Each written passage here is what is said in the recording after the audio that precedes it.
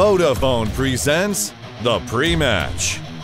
Let's get into it. The Intel Extreme Masters Katowice, day number 5, coming at you for our round of 12. And it gets all important here to figure out who is going to be moving on. Once you're out of the round of 12, you double your money, and then you're absolutely doubling and a little bit again going into the semi-finals. And then the sky is the limit from there. Joining me to my left-hand side, in control, and Rotterdam. And we are going to be focusing down on one match and one match alone for the rest of the day here. Best of 5 after best of 5 after best of 5. And we're starting things off with herO versus Trap. A good old PvP to get things going.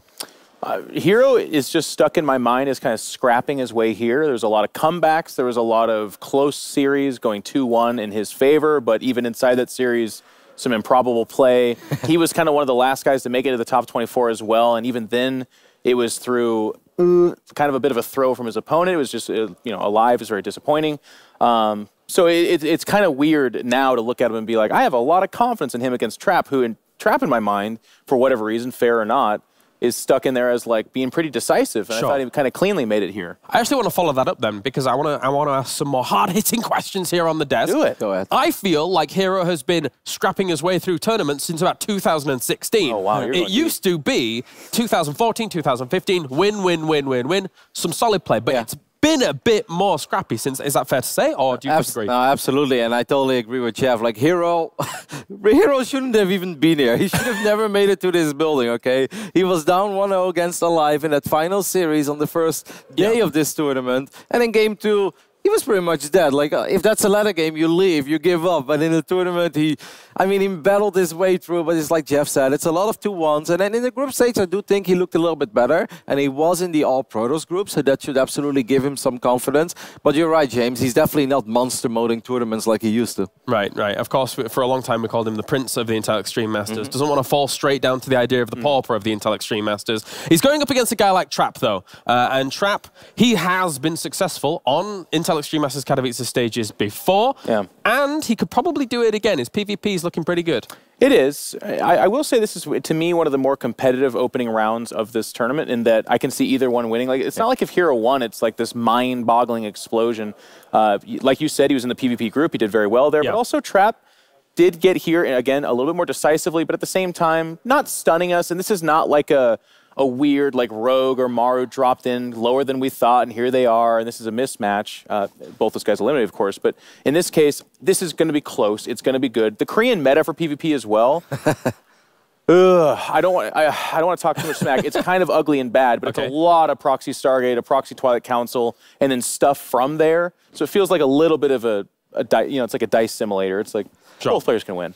Yeah, the fun thing about this opening match is that we actually didn't see that much from both of these guys yet, even though they both qualified through the offline qualifiers here. But Trap was, in his run, he was 2-1, 2-1, 2-1. We saw the qualifying match. Obviously, we're like, oh, okay, that's awesome to see Trap at the main event. But then yesterday, we barely saw anything of Trap. And that's not because we don't like Trap, guys. We really do. But we always make a schedule. And by the time that Trap was supposed to play his match on stage, he was already qualified. So we're like, well, let's go with one of the matches that actually matters, right? Because obviously, we do want to show Trap. But that match has less relevance to the Neeb match, for instance. So that's what we went for. And that's why this becomes kind of tough to predict. I mean, yeah, okay, he got a bunch of 2-1s in the open bracket.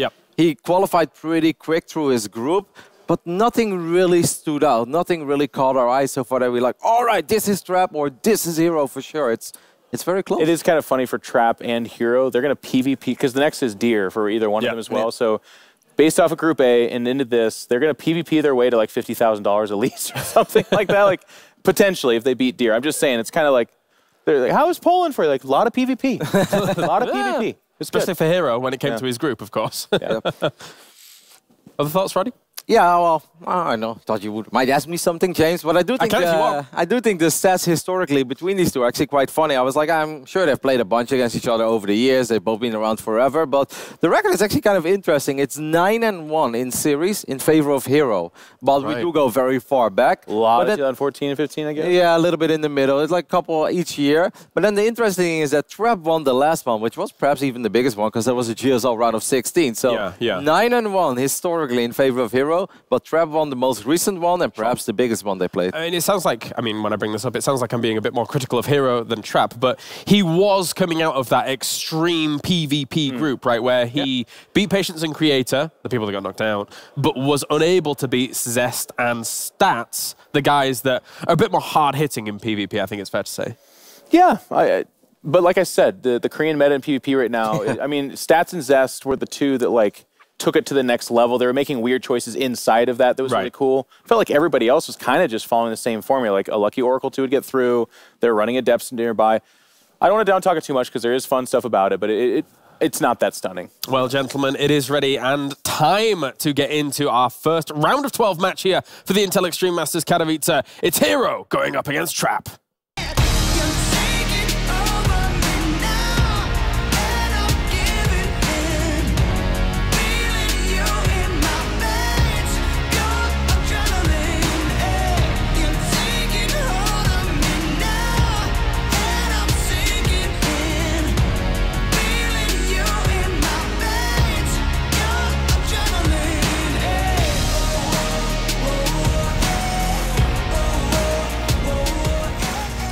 It is my honor to introduce the first best of 12 match of the day. Are you guys excited? You guys in the crowd have been absolutely amazing, and these next two players are absolutely phenomenal as well. They are no strangers to the Intel Extreme Masters stage, as we have a Katowice runner-up taking on a San Jose champion. Please welcome on stage, it is Trap and herO.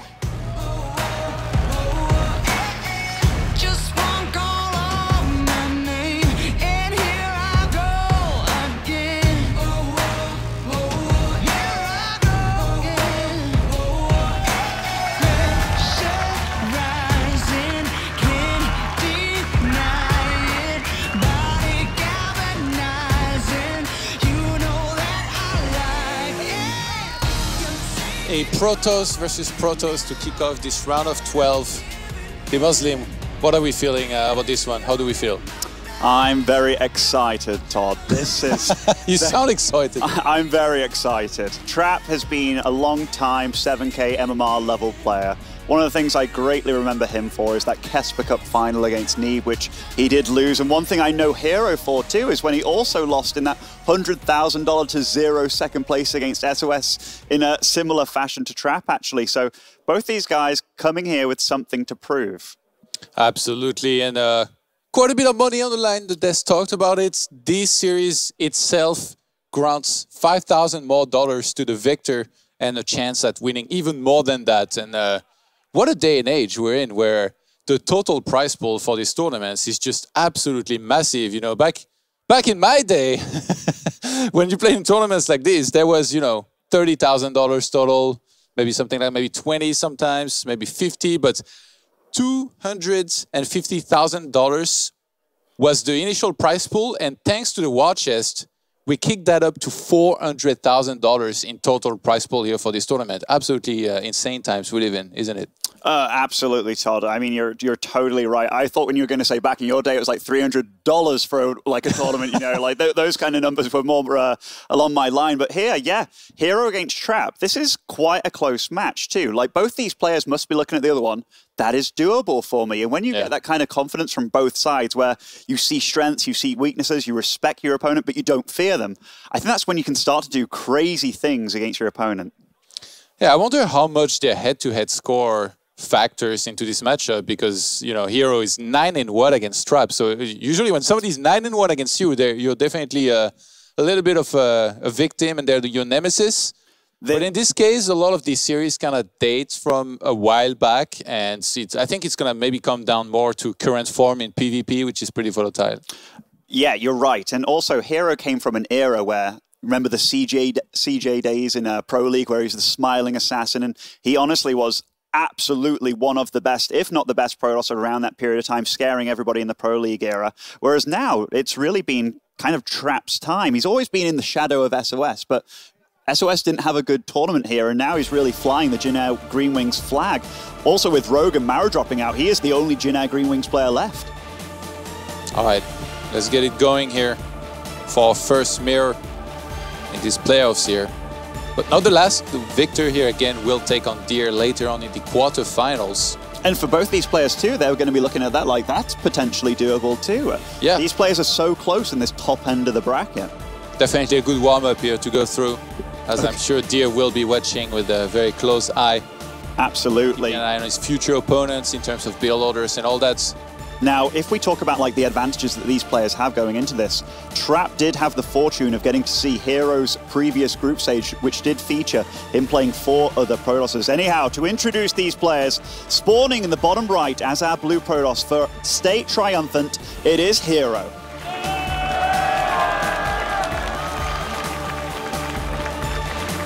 Beautiful crowd over there.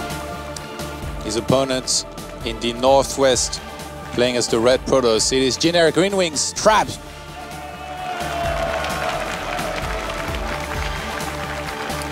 Calm and calculated is Trap. A pretty reasonably straightforward Protoss, no gimmicks. Often I can look at a Trap game, I'm like, how did he win that? But he often has very good fundamentals behind everything that you often don't get to see, be it decision making, solid macro, good micro. Just A's across the board for him, whereas herO, definitely a more sneaky and tricky player. I mean, yeah, the level that these guys have reached in general and in Mirror is absolutely insane. Every time I watch some of these very high-level PvPs, there is so many little details that they execute so well. They react to stuff without really knowing. Again, we see the whole map here as observer, but what impresses me the most is how well they can read the game in terms of when to attack. Like, so many of those times, the supply is like so close to one another, and like a player is like, I'm gonna finish my +2 just before you, so I'll just attack, even on exactly the same army supply, and the attack works out. So you can expect whoever pulls in somewhat a little bit ahead to be aggressive and do attacks. And even before that, there's always going to be a lot of small skirmishes early on in those mirror matchups in PvP. Like, people have often looked at PvP in the past, they've been like, oh, it's this, oh, it's that, but it has evolved in a lot of ways. You see so many different openings. It could be double Adept, double Stalker, Stalker Sentry. Sentry now plays a massive role in PvP, and we already see from these openings, they're both going for 2 very different things. Double Adept from herO, and double Stalker from Trap. So what does this usually indicate, Todd, from both these players? Well, with somebody that goes Adepts, usually we want to be playing more aggressive, so they'll try to get into the main of the opponent. You can't really expect for it to work, but you'll force a bunch of pylons to go down, and then maybe later you can follow that up with more Adepts into a bigger attack, if you see that it's possible. And after that, it really comes down to what follow-up tech you go for. Like, Stargates, when they're used, they are usually proxied, because otherwise it's very hard to have the right timing when Oracle would be able to do really any damage in terms of, you know, the opponent having a shield battery maybe on time and all that. Ooh, does get to see the Stalkers with the Adepts and does stop it at the last minute there. Trying to get away from the Stalker, doesn't want to take any damage, but also wants to get good scouting information. He's yet to know whether his opponent's getting an expo behind this. He really wants to find out what's happening on the other side of the map. By the way, lots of Stalkers going down for herO. I mean, rather, Sentries going down for herO. This is 3rd Sentry on the way here. Yeah, I mean, it's important to get so that you're going to be able to scout with the hallucination that comes in pretty quickly into the game. He's going to be able to see the Stargate of herO as soon as that comes. Sorry, the whole tech, really. Yeah. He's the one that made the Stargate. Trap's doing a good job of kind of sharking around with his Stalkers, not just sitting back at home. These Adepts can shade into your base from a long distance away. So Trap, very mobile, just wants to keep those Adepts as far away as possible and doesn't want to be stagnant on the map. Phoenix will be joining the field for Trap. A pretty safe all-round option in PvP. Interesting going for Phoenixes here. A lot of the time you will see players go for Oracles, but maybe because he saw that there were a bunch of Adepts, he knows there's going to be less Stalkers and maybe even more Sentries in this case, which is what's happening on the other side of the map from herO. So Phoenixes, they can be pretty good if you get to, you know, 4 to 5, they just build up on energy, you fly around, you force a lot of Stalkers, and then your opponent's kind of stuck on that deck that you can counter easily by going to charge. You already have the Phoenixes to deal with Disruptors, which are the usual follow-up to Blink Stalkers.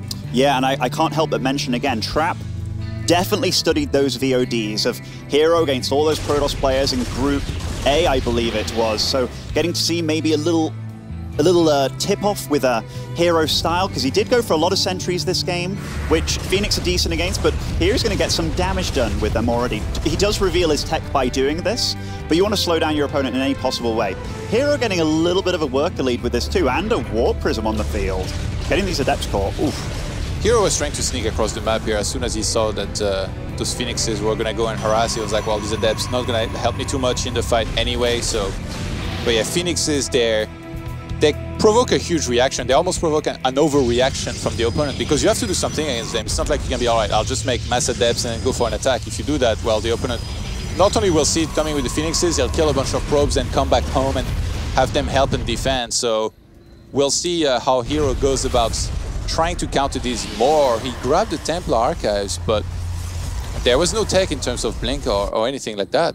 Trap did a good job of getting some damage done without really receiving any either. And the fact that he did play so aggressive, he got to scout the whole base of herO as well. And right now, the Resources Lost tab has got to be strongly in favor of Trap at this point in time. Yes, yes it is. That is the advantage of Phoenix, Todd. Yeah. herO's swapping in Adepts. Is he going to go for a timing or something? No, okay, no, it's just going to be this harassment. I don't understand what's the long-term plan here, because those Phoenixes are going to keep on flying around and killing probes, so... Like, does he not get Blink? I'm really not sure what his game plan is here. He is going... In fact, we'll get to see what he's going before, or rather after this little harass. He's getting quite a bit of probe damage done with these Adepts, so won't be able to get much more. That shield battery was a nice addition in the main base by Trap. Recalls the Warp Prism out just before the Phoenix get there. That was a nice move. So he makes High Templars to try and feed back the Phoenixes when they will fly in. That's very dangerous, though, because... Even though if you feed back like 1 or 2, if those High Templars start getting picked up before they start morphing into Archons, those are some very expensive units. And also, it's not like the Phoenixes have a lot of energy, you know? They're not going to fly in full energy, get feedbacked, and then blow up.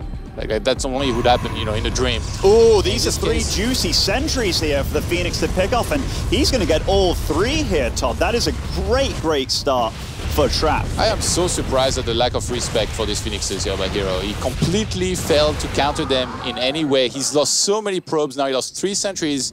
Let's look at the units lost tab again. He lost so much. There's those few Phoenixes just because he's barely reacting to them. Like, he must have thought there were going to be less of them, but I mean, he saw that we're at least at 4 now and 5. And again, see, like these feedback don't really do anything. No, and this Warp Prism's flying around the shield battery for its life. Nice micro by both of them, keeping all their units alive. Lots of gateways coming on as well for Trap, for both players actually. Big upgrades also for Trap. Trap not even worrying, by the way, that probe and building wall. He was like, no, you're not going to do it. I think he was waiting for the last second in case herO misreads it and actually tries to go for it. But yeah, 4 more gates on the way now for Trap. Trap is playing so smart in that he's not rushing the 3rd base. I think he's realizing that he's doing a lot of damage, and he's like, you know what? I'm going to take my time. You never know. He might just all-in me because he's lost a whole bunch of probes. He's lost his sentries. But herO's not quite out of it. But obviously, you know, it sucks losing as many units as he did, having to make as many Stalkers as he did as well, which are not going to be necessarily the most useful units in the fight. Do you see that in the production tab? Storm at this point in the game? That is crazy in PvP. Yeah, we've seen that in the past, though. Especially from guys, you know, like Rain, SOS and stuff in some of these PvPs, doing stuff like Storm Drop can be really good, and now he's already kind of forced into going for these High Templars to feed back those Phoenixes. And here we get some first-person perspective from both our Protosses, locked on the same location and also keyboard views. I do love this stuff. If those are Terran players, Todd, those would be burning away on those keyboards right now. Trap actually plays in medium graphics, by the way. Looks quite a bit better than that low stuff, man. Not a big fan. Absolutely. He is hiding a lot of these High Templar in the Warp Prism. Whoa. These Zealots, though, being rather ballsy in the middle of the map. Engaging, he shouldn't be going there right now. And this Warp Prism does have to be very careful. It's a very valuable Warp Prism here. If the Warp Prism wasn't careful, it gets sniped. Phoenixes pick up 1 more Zealot here. I'm surprised Trap is being this aggressive, but I feel like maybe he's just confident in his composition thanks to those Phoenixes as well. He can pick off any kind of Immortals that would be in the army of herO, and that'd be a big game changer. And he wasn't forced into a lot of Stalkers. Big Storm, actually. Oh, wow. That was a big Storm. +2 did just finish for Trap, and he does have this nice hold outside of herO's base. He can start picking at that 3rd with just a few units. Trap has +2 and herO doesn't, so that's the big thing. When he had to make these Stalkers. He goes down into the concave and pulling back. That is probably the right choice here, but herO can't move out, can't save that 3rd him behind this. If he doesn't save his third, he's going to fall further and further behind. This is an impossible choice right now. What does he do? Does he recall to the third? Then Trap would walk into the natural. So this is really good decision-making by Trap. Yeah. Whenever you get into a position where you can force your opponent to make one of many bad decisions, they are still bad decisions. Yeah, I think Trap, if he had moved up onto that third base, then herO would have come in from behind and try and take the fight to save that Nexus. But now by just standing there, he's saying, if you move down that ramp, you're taking a bad fight. If you stay up that ramp, I'm just expanding, and you're still in a really bad spot. herO dropping the Dark Shrine, he knows he's going to have to make something special happen. Oh my god, this Arc online. You do not want to march down into that with any sort of army. Honestly, Trap's played total textbook good PvP this game. That is like is that the first Phoenix he's lost this game, by the way? Crazy, crazy efficiency with those Phoenix. And look, he's just getting further ahead. Now he's on 3 bases. herO's totally trapped. This is so patient play out of our red Protoss player. herO's getting a Prism, so I'm gonna guess he's gonna fly that across the map, and the Hail Mary play is gonna be warping in Dark Templars. Oh, 2 High Templars drop again. Can we have an update on that resources lost tab? It's getting out of control right now. That is so efficient. Yeah, 6 High Templars in total. That's huge. Gas-wise, it's extremely hard to replenish. Okay, so herO, his answer is getting some War Prism harass going at that third base. He's still under attack, and the big question for him is, how is he going to get out of this? I think warping in Dark Templars is going to be his only chance. I see the War Prism flying around the top side of the map, and I haven't seen cannons being made in middle lines, so I could be wrong. Maybe you can double check the main and natural. Yeah, okay, this is very scary, because if you split 1 Dark Templar per base, probes will die very quick. So we'll see. He's warping in 4 Dark Templars across the map. This is a real Hail Mary play. These guys have to get damage done. He has also utilized, or rather used, his recall, and they are going to all the separate bases here. And He might recall. He already used it, right? He just used it to recall back to that third. So this is a great play by herO. And he starts another Observer.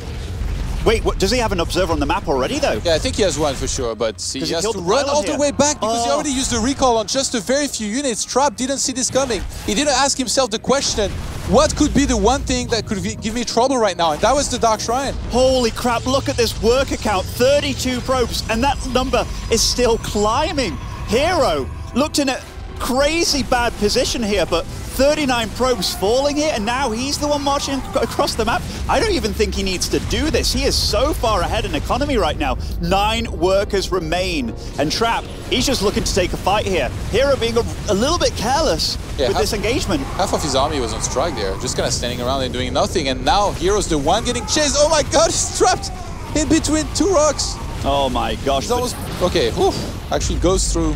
40 probes have died. These Dark Templar are still going crazy in that main base, sniping pylons now. And now herO's retaking that third base. He's equal the supplies a lot more. 44 walkers to 8. But that army, though, the army of Trap is still looking extremely scary. 110 to 74, and he's got a 2 upgrade lead, which herO's catching up to now. Right, but Trap can't turn this into a macro game at this point in time. He's just way too far behind. Can we take a look at the income graph at what's happened in this kind of situation? Look at that income, Todd. Even keeps that Dark Templar alive too. Nice recall. Right, the first 10 minutes of this game belonged to Trap, but herO turned it around in one stealthy assassin move, and that is the smiling assassin right there doing that to him. Wow, he's just reclaiming his ground. He knows that his opponent can't push up into here. And more damage being done. This is the most saturated base of Trap, by the way, who's supply blocked. He cannot even remake probes. He's down to 6 probes and he cannot make new ones, and he doesn't have the minerals to make a lot of pylons right now, necessarily either. Can you imagine if he actually just kills every worker at this point in time? It could literally be game over just like that. Yeah, he doesn't have that much minerals left, but definitely enough to keep on massing army here, does herO. And gas-wise, I don't think he's run out either yet in the main base. So the main minerals are definitely close to mining out. So is the natural base of herO. He is still mining 900 minerals per minute, but the ball is definitely in Trap's court. He needs to do something. Going through these rocks, by the way, would be a crazy move. He could pick up... Actually, eventually, if herO's completely runs out of minerals, he might bring probes to the fight. Absolutely. I mean, he's got 30 more of them than his opponent here, which is a crazy number. 6 workers. Trap hasn't been able to make anything for a long time. I wouldn't be surprised if we see herO take that third, start landing down shield batteries, just making his opponent come to him. I think Trap is looking to fight. What else can he do at this point in time? The army supply is still in favor of Trap, so running in here with the Phoenix, lifting up those valuable units, and the Immortals, they can't fire anymore. Gonna pick off the Warp Prism too. High value Phoenix. Yeah, feedbacks are used, but the Phoenixes were able to pick up the Immortals first and foremost. That's a lot of damage here of hero's army that was removed. The Archons holding strong here. And Trap is forced back in for a little bit. And for the first time in a long time, Hero is ahead in supply by quite a bit here. Wow, and you saw the tension on Trap's face there. How did he go from such a good position to such a bad one? Well, I can tell you, when behind Dark Shrine, this was a real great play by Hero, but I can't believe he didn't realize that that was a threat to him. You called it, Todd. That was the way to get back into this game. Now this army from Hero looking very strong against Trap. Trap with a final stand. Yeah, and there's just too much here from Hero. It looks like perhaps this Immortal still going strong, and Trap will tap out. Hero with the insane comeback here. After losing his third base, after being stuck inside of his own natural base with no way to escape, he finds the one way to come back in it, a Dark Shrine and Warp Prism across the map. Trap completely caught off guard here.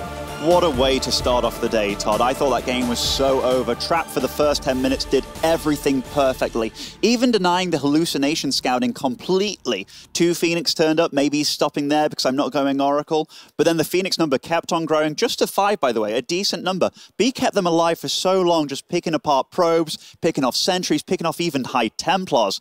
Hero opted for Storm very early on, which was an unusual choice, to say the least. Got stuck in his natural, but man, that Warp Prism, he also revealed it was on the map too, right? And Trap just totally blanked on the fact that DTs were even an option. I think he went through the bottom. The Zealots ran to the third base, that's when he recalled, right? That could have been a warp in, though, from a pylon random on the high pylon, ground, right? Yeah. I suppose, mean, a lot of the time, I guess it could be a prism. But yeah, I just can't believe that Trap didn't think of this, because when you have somebody backed into a corner like this, a lot of the time, you know, they're going to go for something like that. To be fair, Hero did go for the Dark Shrine pretty early. Like, before that third Nexus was dead, I think he realized, like, the position that he was in, and he had already dropped the Dark Shrine. So maybe Trap was going to think about this eventually, just not quite early enough. And I mean, if he had seen it, or if he had, you know, taken some precautions, even just having one single observer on this side of the map already would be huge. But if he was to do some stuff like walling off some cannons in each middle line so that they can get attacked, that would be so massive, and then he would have held super easily. And I mean, even now, it was still a game, and he lost, like, what, 40 plus probes. So imagine if he had only lost, like, 10 to 15, then he still would have been in an okay spot, because 4 Dark Templars across the map is still a massive investment.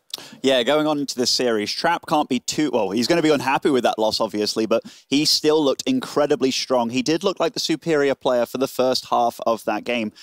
I wonder if Hero actually did that attack at the third to force a recall, knowing that he couldn't then recall an observer later on. If it was something like that, that would have been real 200 IQ plays from Hero. Yeah, I don't think so. I think maybe he just wanted to keep his mind busy, but that would be next level. Thinking ahead. If I was in an interview, though, and they asked me, like, why do I do it, I'd come up with something like that, you know, just to make myself look even cooler. Both these players, though, looking quite strong in their opening match, and a beautiful way to start off IEM. I love comebacks like that. All right, let's see if Trap can stay focused after this. Definitely a difficult kind of game to lose. Like, you're doing so well the whole game, and then the one thing that could beat you, you know, you gotta be telling yourself, did I really throw this hard just now? Absolute. Like, the answer is yes. The first 10 minutes of that game. Don't tell him. I'm not telling him. I'm telling you, Todd. I'm telling the audience at home, too. Now, getting into the second game of the series, Port Alexander is the map, and spawning as our blue Protoss in the southeast side, it is Hero. And the crowd is pumped by that play, Todd, and I'm not surprised. That was amazing. His opponents in the reds, representing Jin-Air Greenwing, it is Trap.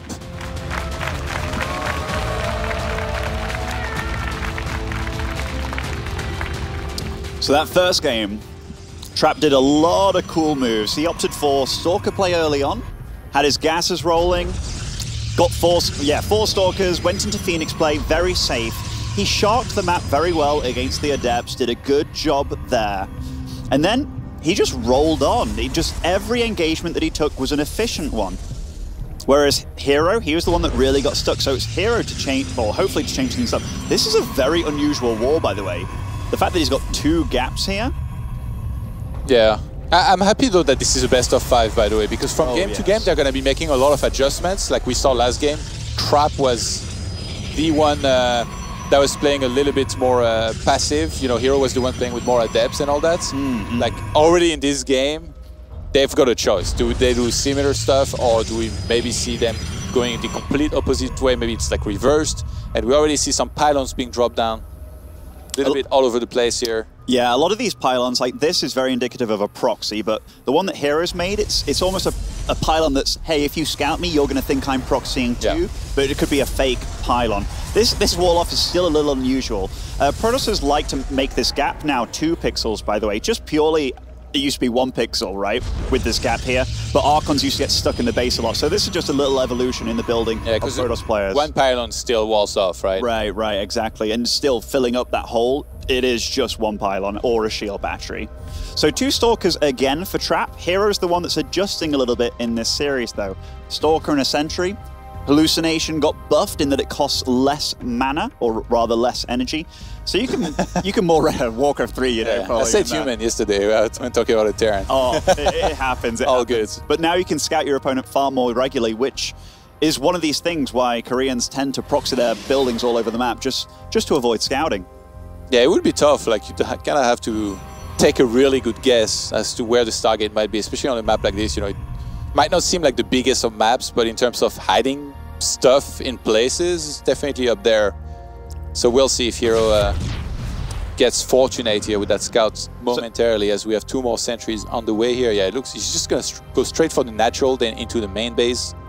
Does see a Stalker marching across the map. Trap being very diligent about his scouting, by the way. This bottom left half of the map being totally scouted by Trap. Doesn't really see anything either in obvious proxy locations, and he's the one definitely asserting map control. herO does see that this is a rather late natural, so economically he should be ahead in this game, but with that being scouted so late there, he's got to know that something is probably coming his way. And he's going for a Robo there, so Robo not exactly a very good counter here to Phoenixes. Usually you'd want to get preferably a Twilight Council, you can go into Blink, but we saw last game that herO was so reluctant to counter the Phoenixes well, so for Trap to actually hide them here and actually get the proper tech, I feel like, against what herO's doing. Even though herO's moving out right now, he's got like a this is a pretty great good force. Scout though for herO. Oh, he wasn't attacking. Wow, yeah, a bit of attack move there. Does activate the Guardian Shield to try and minimize that damage. 1 Phoenix falls for a Sentry. That's not good. That's a good engagement for herO. Yeah. And now he just continues marching across the map. Is there a shield battery? He might have to come back with the Phoenixes as well to help with his Stalkers. Yeah, that force from herO was scary, especially because no shield battery. We've got a Prism on the way from herO, and another Gateway, so he's just going to get a ton of Stalkers. I like this recall. He was kind of scared there. If he fought 5 Stalkers against 5 Stalkers, but with the 3 Phoenix as well, that would have been a losing engagement, and he knows... In fact, did he? I think he thought the Phoenixes will also... Did he cancel his Nexus at some point, by the way? It feels like his Nexus was way further along. Maybe he was just scared about an attack here. I really felt he started that way earlier. I don't know. Twilight Council is his tech of choice after the Robo. It's now Trap with a very decent economic lead, especially with his... he's got map control here with the Phoenix. He forced a recall already. Yeah. herO can't really move out of his base at this point in time. Do we see Blink this time? That's the big question. Twilight Council just finished on the other side. You cannot expect the opponent to have to make a bunch of Stalkers, of course. So we had a Robo just completing for Trap. I expect Immortals to be made. And we actually have Glaives on the way. So I think he's planning on playing aggressive. You can't really play a passive style with Glaives. It's very, very hard to make that work, because then the opponent will just get a big army with Archons in it, and then you'd be in a lot of trouble. Or even just in general, like any kind of really big army. This is a lot of economic damage being done. Gets over to the natural 2, sees it isn't that well saturated. Loses a Phoenix in the process, but 7 probes for a Phoenix. That's a trade that I'd probably take any day, especially when I know I'm pretty far ahead. 37 workers, Todd, to 21. Yeah. And herO with the 1 more gate as well. So he's going to want to be aggressive there. He's going to warp in a ton of adepts, go for the attack, try to catch Trap off guard. No more probes in production, by the way. Trap is going to know what's up here, by the way. He flies into the natural. He sees only a bunch of probes and no Stalker. He knows that there is a move out and that right now herO is on the map, I believe. So he's going to make a bunch of shield batteries if he wants to be safe on his expansion. Do you think he's going to beeline home with his Phoenix too, just to help out a little? Yeah, he needs to. He needs to send that back for sure. Like, this attack is actually really scary with all of these adepts. Glaives about to finish. There is 1 Immortal and a bunch of sentries. It's now or never here for herO. He needs to make this attack happen. He needs to do a ton of damage. He needs to win right there.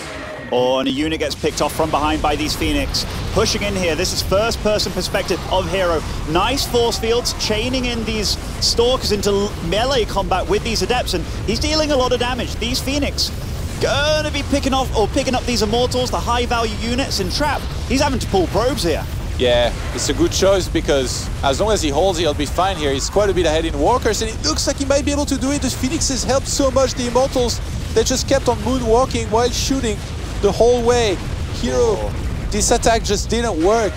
Oh, the Adepts in the main though as well, killing 20 probes. He's still not resuming worker production here is herO, which an unusual move. Still plans on doing the all-in, I suppose, and another Warp Prism in production. Yeah, he kind of equalized the worker count here very nicely, did herO, but tech-wise, where is he at? He's got glaives against a bunch of Phoenixes. It's not a good place to be, and now he resumes pro production. It feels like herO's a little bit indecisive there. I thought maybe if he thought that his opponent's going to be chrono boosting out lots and lots of probes to try and play catch-up, but then he hits him with a big army and yet again after not probing. But the fact that he just made a couple of probes there, I mean, herO's a far better Protoss player than I, but a little bit indecisive in his decision-making. Trap's map presence with the Phoenixes, by the way, like, makes me reminisce of his nickname, the Wing Commander. That was his nickname? Yeah. Oh, that's He's awesome. He's everywhere, like always really good control with them. This time we've got 2 shield batteries. Might have to pull some probes as well. There is one single sentry here from herO. Let's see if there is a wall. No, it was not ready. No wall. And he's going to get right on into this. In fact, was it right on the sentries? Lifts up his own sentries to avoid the damage being taken. But the Immortals taking so much damage. Is herO doing it? This is a crazy situation. The Adepts going back to the low ground. That is a very juicy mineral line, by the way. Goes straight into the main base. herO being crazy with his Adepts right now, but definitely catching Trap with his pants down. Not having a probe ready to wall off at the top of that ramp. Yeah, I'm a little bit confused by the Stalkers running all the way back and not really trying to help with this, but maybe he's just content with the damage he already did. Recall out of there before the Phoenixes can pick up anything. Did he really do that? Because I don't think those Phoenixes have that much energy, but... Penny saved is a penny earned, Todd, if he lost one of those Adepts to those Phoenix. But yeah, you're right. An Adept save is an Adept earned. Absolutely, absolutely. That is a lot of Adepts right now. Does Trap actually have the glaive upgrade for his own Adepts too? At this point in time, it's looking very dicey, and no, he doesn't. So these Adepts dealing significantly more damage than his opponents. Trap still ahead in supply though, still probing up too.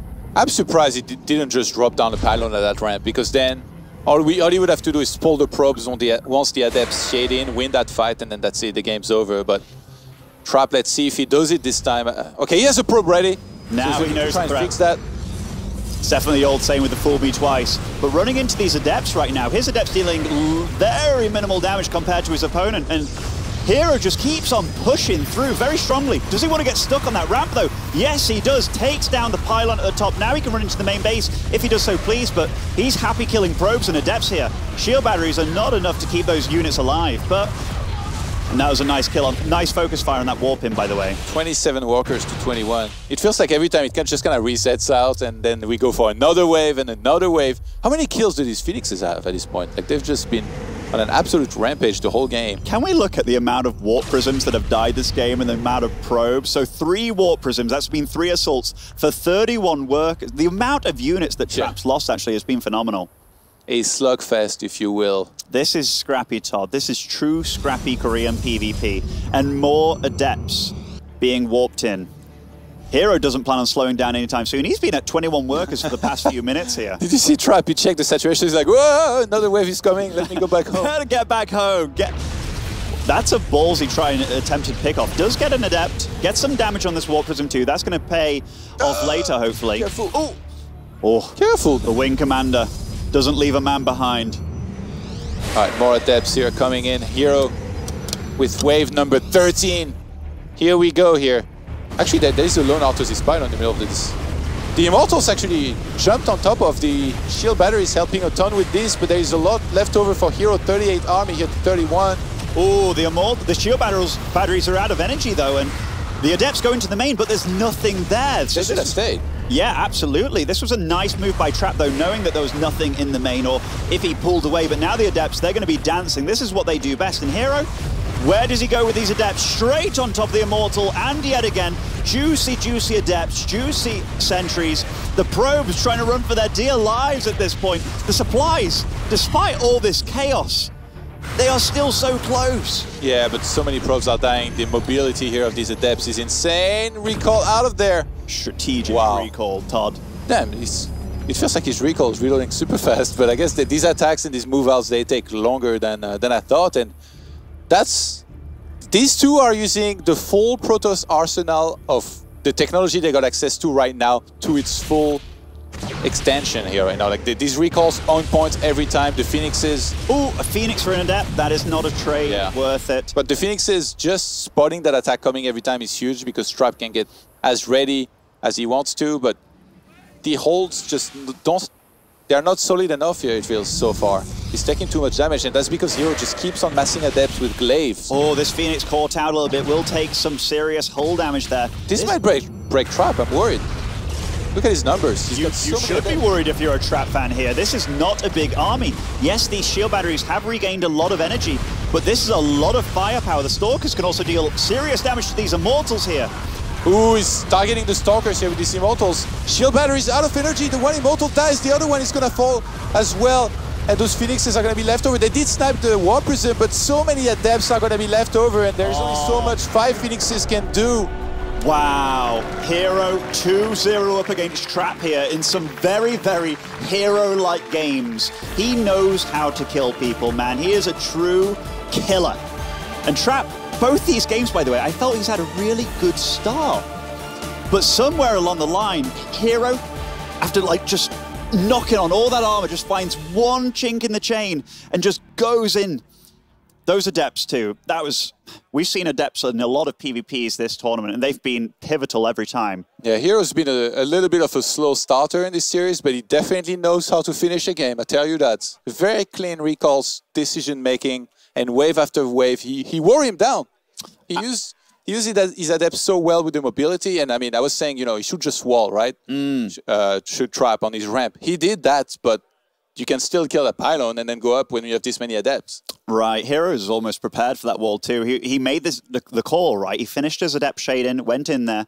It feels like Trap is getting 99% of it perfect, but just missing a few little things. But when you play against a guy as crazy as herO, that's when you're playing a game you have never played before.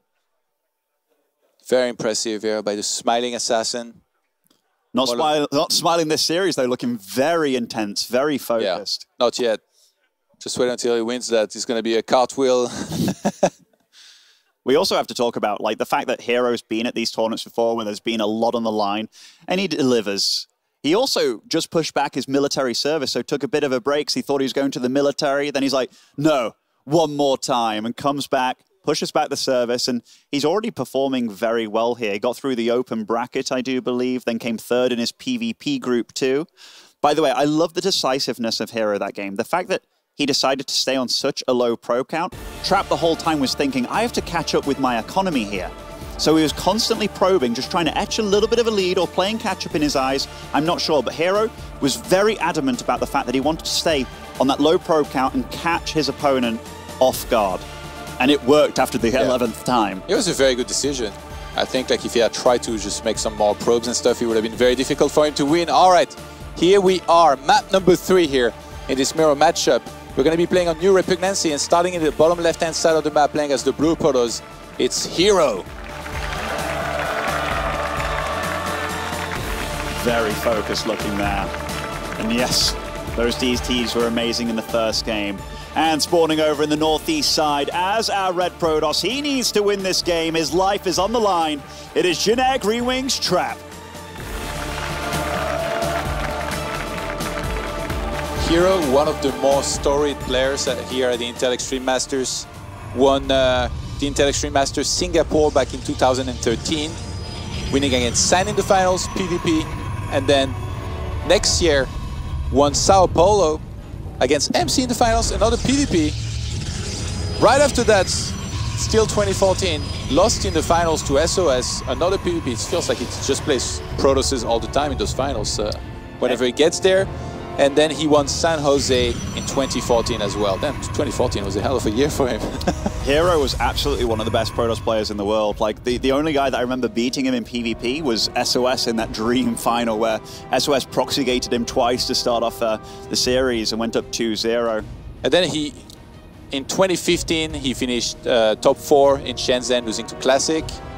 And then another Grand Finals in Shanghai in 2017, losing to Rogue. So that's 3 championships and multiple finals. His nickname's the Prince of IEM over here, isn't it?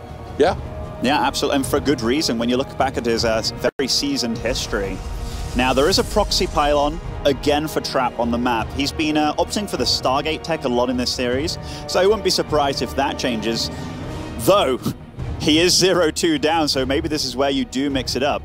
herO is the one opting for 2 Stalkers this game, so herO every game has actually mixed up his first 2 unit choice, so that's something to mention also.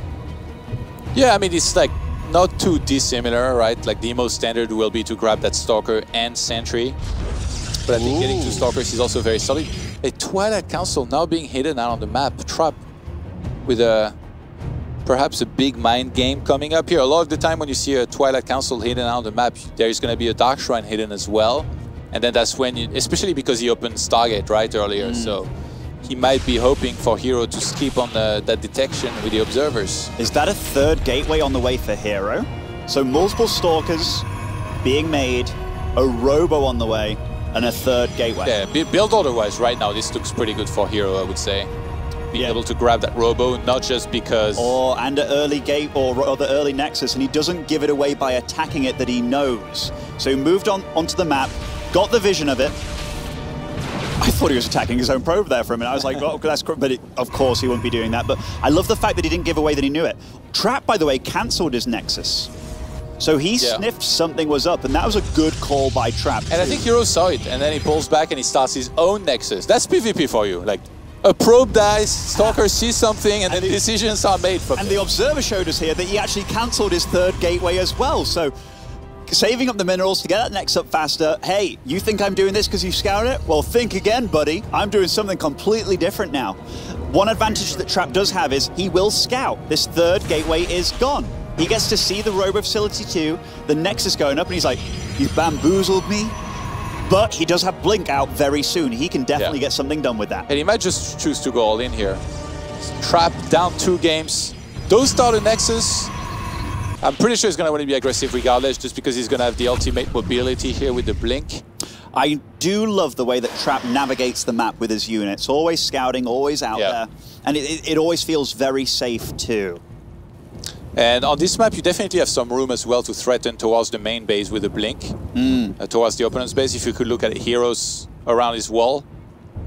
Yeah, so you see here on the right side, you know, he could Blink up, start chipping away at that pylon, and then it's going to be hard for herO to really cover very well between the natural and that high ground as well. But he's definitely got a quite sizable army. He might actually just move across the map here to try and go for an attack, especially when you have this many sentries, you have so much initiative, because you not only got Guardian Shield, but you got a bunch of force fields to work with.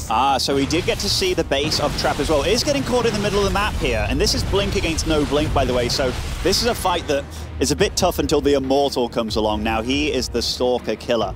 herO did resume probing, though. It is Trap that isn't probing at this point in time. Ooh! Trap kind of taking a Stalker kill there, but does kill a Sentry. Ooh, this is nice! Oh, this is a beautiful shade in there. Does pick off that Sentry, and that is a very valuable unit to keep this army at bay. This is so important, because Guardian Shield here makes Trap's Stalker so much stronger. Not having that here, it almost feels as if he cannot fight. He simply cannot fight. I don't know what he's going to do, maybe warp in a bunch of Zealots to tank at the front, but with the Guardian Shield here, he's feeling very confident. Traps a bunch of these Stalkers here while Blink is on cooldown. That is a really good force field. Does he have high ground vision? Yes, he does. But the Nexus at this point, is this totally forfeit? By the way, I love the fact that he went Warp Prism. It's like, my Stalkers don't blink, but they basically do now. And also, I've got a really, really strong army here.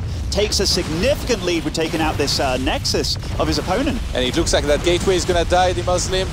Trap is in so much trouble. He tries to go for a counter-attack here with the Depths, but that's going to be defended. herO even chasing the Warp Prism away. That means that these Adepts are going to die. What is Trap supposed to do from there? Does he go all in? Drops another gateway, scratches his face. I don't know what he's supposed to do, but he's in so much trouble, I can tell you that.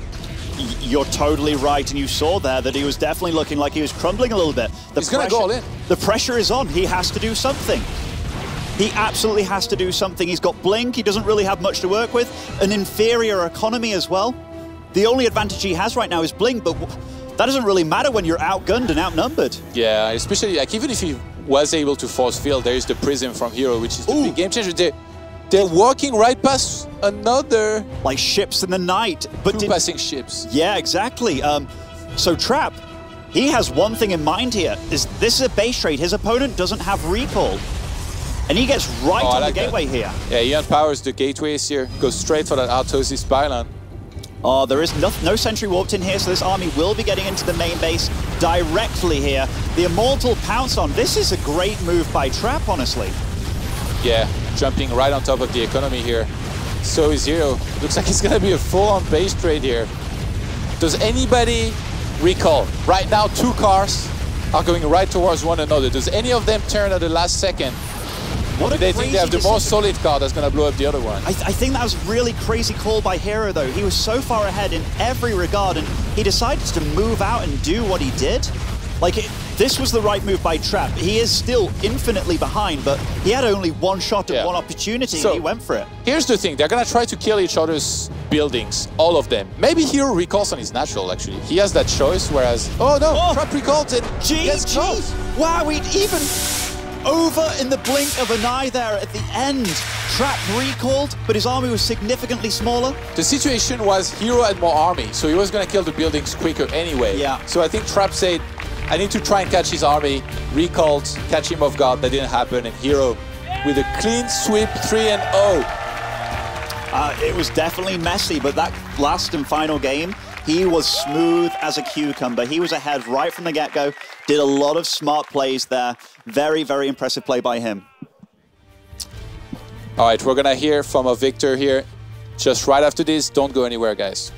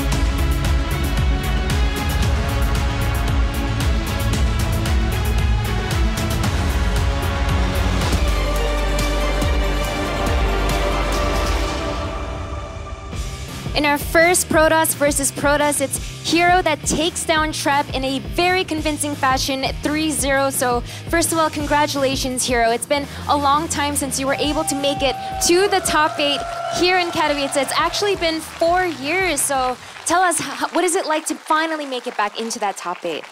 김준호 선수 축하드리고요. 정말 오랜만에 8강 진출을 하셨어요. 벌써 4년이나 돼가는데 지금 기분이 어떤지 얘기해 주세요.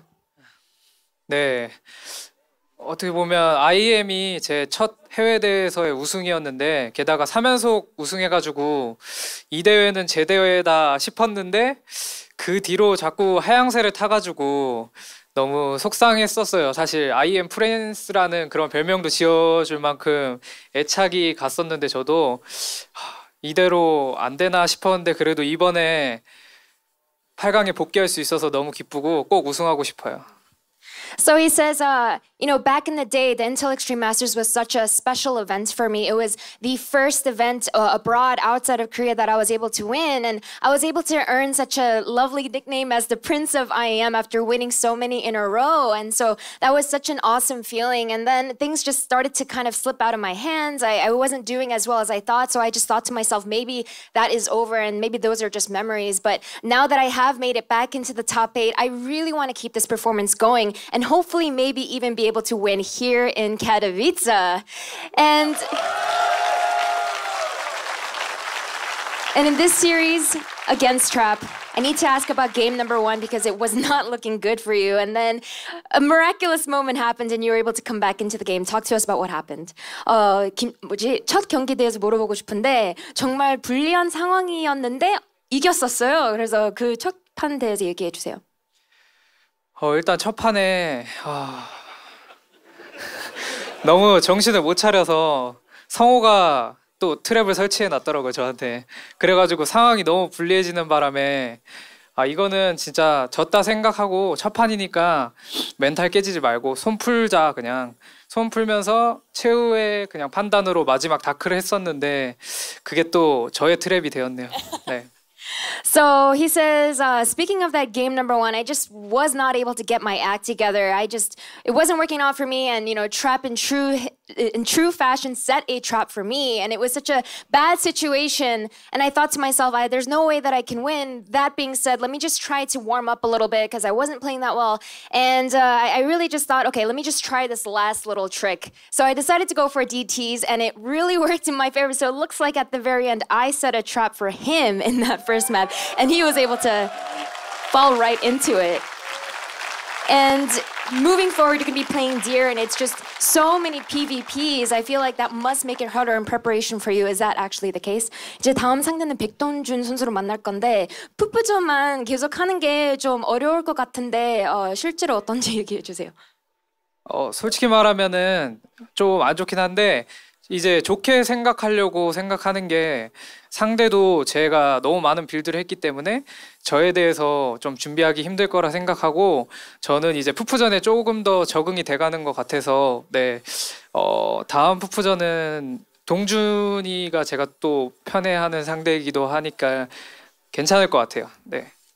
So he says, definitely, it is a little bit difficult, but that being said, I'm going to do my absolute best to think of it positively because on the one hand, the way I'm looking at it is it's going to be hard for Deer to prepare against me since I've showcased so many different PvP strategies. So I'm trying to think of it positively in that light. And also, Deer is an opponent that I feel pretty comfortable with as well. So I'm just going to do my very best going up against him. Well, congratulations once again, herO, on making it back to the top 8 once again after 4 years. Polaris, back to you. That's right, Smix. A big moment here for Dia. And oh boy, was I wrong in being harsh about how herO was going to be approaching the round of 12. He moves on to the round of 8 to play against Dia later on. Joining me, we have Jeff, we have Rotterdam. Guys, game number 1. I feel like herO had hit him with a taser and all of a sudden, Trap, the whole series was going... Like, it didn't look very brilliant on that side of things. On either side, James. Yeah, maybe. It was like they both hit each other with tasers, but Trap was in a pool of water or something like that, and herO was like, I've got the dry land now, and he was totally fine. But it was just we start off with a little bit, some people would say clown fiesta. I would say just an aggressive match. It was an aggressive match between two players. I like that. I have no words to describe the first two games. I mean, especially the first one was truly bizarre. It feels like 6-7 minutes in, everything is going according to Trap's plan. His execution is on point. He's controlling the map. He's taking control. And of course, DTs can maybe catch you off guard. I do agree with what Todd said. If you're that far ahead in PvP, if you're comfortably sitting on 3 bases, you've got your opponent contained on the ramp on 2 bases, you should probably ask yourself, the one thing can I still lose to? DTs can always hurt, so you can say maybe you should have had a cannon. But what I don't understand is how they did so much damage. I mean, if I would do that, they normally just recall the observer with a couple of units, and sure, you're gonna get 10-15 probes, but that wouldn't have been enough. herO was in an insane amount of trouble in game 1. That game was over in a way. He turns it around, and then I don't know what happened in game 2, but he just attacked 5 times with 5 warp bridges on 21 probes, and eventually it worked. I mean, I think personally, I really feel that if you are Trap in game 2, instead of having the 3-4 Phoenixes, I think it's really, really worth it to make more Phoenixes. And I know a lot of these pros players say, no, you should never make too many Phoenix in PvP. But if your opponent is just throwing adepts at you, Phoenixes actually kill adepts very quickly. And the 4 Phoenixes you have, all of them become more and more valuable the more Phoenixes you get, because they kill adepts quicker. And then obviously you're always going to have energy. But herO just keeps doing it this event. He keeps putting himself in these positions where he should never win, but he wins, so he's into the quarterfinals. Is Dia looking at that through hopeful eyes after seeing this PvP? Yes and no. I mean, the thing about herO is he's just so aggressive, and like Kevin broke down there, he'll do some things that just don't make sense and are really weird. There's a little unnervingness to that. Like, Dia is kind of the more clean, crisp player. He's not really one, I don't think, to get as crazy and chaotic. At the same time, you do look at that, and like Kevin said, herO should have lost probably 2 of those 3 games, if not all 3, and at the same time, Dia's like, I'll just make an observer, play a little bit cleaner, maybe not lose to a bunch of adepts. That should be fine. I think the last one, I mean, that was a pretty all-right game by herO. I think that game 3, you know, he moved out. And of course, you're gambling always a little bit, trying to do a lot of damage with such a move out. But he was building probes at home. He wasn't 100% committed. But yeah, those first 2 games, Jeff, proper clown fiesta. There's really no other description. But you also got to give herO some kudos. I mean, historically, I said it before the series, he's 9-1 against Trap. Yes, that is over a very long period. So maybe that doesn't mean something. But the moment you're 10-1 against someone, perhaps you just have his number one way or the other. Maybe he really knows how to get on the Trap's skin, or he gets into his head a little bit.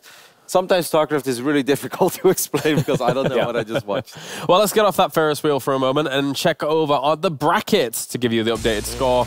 The one score that we had moving on through to confirm that herO will be going up against Dia in the next round. He makes it to the round of 8. He guarantees himself at least $10,000.